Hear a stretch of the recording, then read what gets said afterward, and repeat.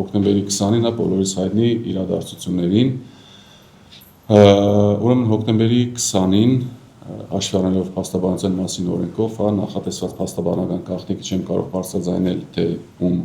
կամ քանի հոգու այս, որպես պետք է ներգրանայի եւ փաստաբանական օգնություն ցուցաբերեի։ Ես Երևան քաղաքից շարժվել եմ Գյումրի քաղաք, այնտեղ հաշվի առնելով, որ հրաբարակ արդեն փակ էր, ոստիկանական մեքենաներ են եղել, ցույց եմ տվել իմ փաստաբանական արտոնագիրը, մեքենայով կարողացել եմ հանգիստ մոտենալ քաղաքապետարանի շենքին, այսինքն ոստիկանության աշխատակիցները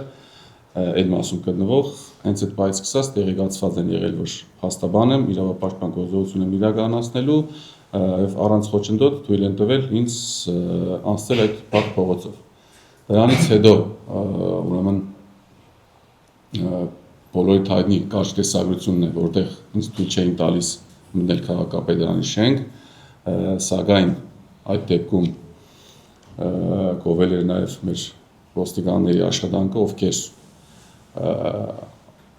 մոտ 10-15 րոպե բանակցելուց հետո ու որոշակի ենթադրում ճշտումներից հետո թույլ տվեցին իմ մուտքը քաղաքապետարանի շենք։ Այնուհետև երբ որ Գյումրու քաղաքապետ Վարդան Ղուկասյանին արդեն հետևի տնով իջեցնում են ներքև ու մեքենան շարժվում է, բոլորս գնում ենք քաղաքապետարանի ձախ կողմում։ Դրանից հետո հայտնի մյուս տեսագրությունն է, որտեղ ես ամբողջովին հանգիստ կանգնած եմ ու եթե ճիշտ եմ հիշում, Գյումրու փոխքաղաքապետ Ավետիս Առաքելյանը հարցազրույց էր տալիս, մի քանի րոպե կանգնած հետո նկատեցի, որ ունենք ինչ-որ ակտիվություն։ Արագ քայլերով այդ տեսագրությունը երբ որ նայում եմ ժամանակագրային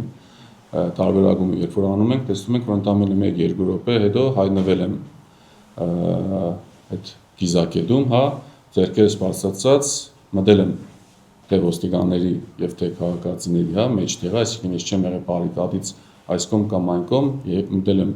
երկուսի մեջտեղը, փորձել եմ հանդարտության կոչեր անել։ Այդ երևի թե ըստ զգացողության էլ նաեւ տեսագրություններից հետ պարզվեց, որ տևել է մոտավորապես 15-ից 20 վայրկյան, ձեռքերս բաց, վիճակով կանգնած եմ եղել ու այդ պահին ինձ առնվազն իմ համար անհասկանալի պայմաններում բերման են ենթարկվում